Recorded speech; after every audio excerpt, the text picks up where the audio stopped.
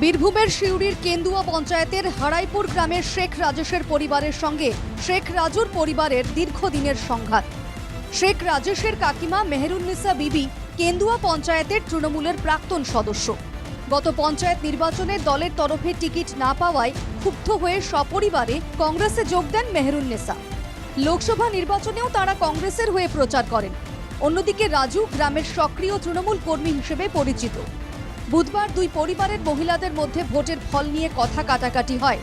এর জেরে শেখ রাজুর বাড়িতে বোমা ছোঁড়ার অভিযোগ ওঠে শেখ রাজেশের বিরুদ্ধে। এতে গুরুতর আহত হন শেখ রাজু। যে মাঝে থেকে বোমটা ফুটইলে সে কংগ্রেস বটে, এবারে ওর ঘরে উঠে বসে করছে।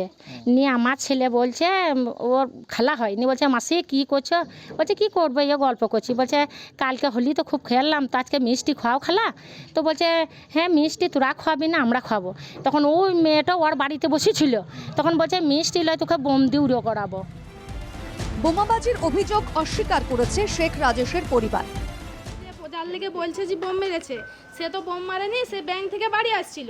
তার ব্যাংকের রসিদ এখনো আছে যে ব্যাংক থেকে বাড়ি এসেছে। আমার শাশুড়ি মা নাকি বোম নিয়ে যেয়ে দিয়েছে, বাড়ি থেকে বোমটা নিয়ে যেয়ে দিয়েছে, নিয়ে নাকি মেরেছে সেটা বলছে। আর সেটা যদি বাড়ি থেকে বোমটা নিয়ে মেরেছে তাহলে আমাদের সিসিটিভি ক্যামেরা আছে, সিসিটিভি ক্যামেরাতে উঠে যাবে। রাজনৈতিক কারণে বোমাবাজির অভিযোগ কেন্দুয়ার তৃণমূল সভাপতির। মাননীয় এমপি শতাব্দী রায় জিতেছে, তো তার পরিপ্রেক্ষিতে ওদের রাগ সহ্য হচ্ছে না, তার জন্য তারা আমাদের এক কর্মীকে বোম মেরেছে। সে গুরুতর আহত, মৃত্যুর সঙ্গে পাঞ্জা কষছে, গাল একটা ফেটে গেছে এবং পায়ে হাতে লেগেছে চরম রকমভাবে। আহত কংগ্রেস কর্মী সিউড়ি সুপার স্পেশালিটি হাসপাতালে চিকিৎসাধীন। তদন্তে সিউড়ি থানার পুলিশ। বীরভূম থেকে শুভদীপ পালের রিপোর্ট, এনকেটিভি বাংলা।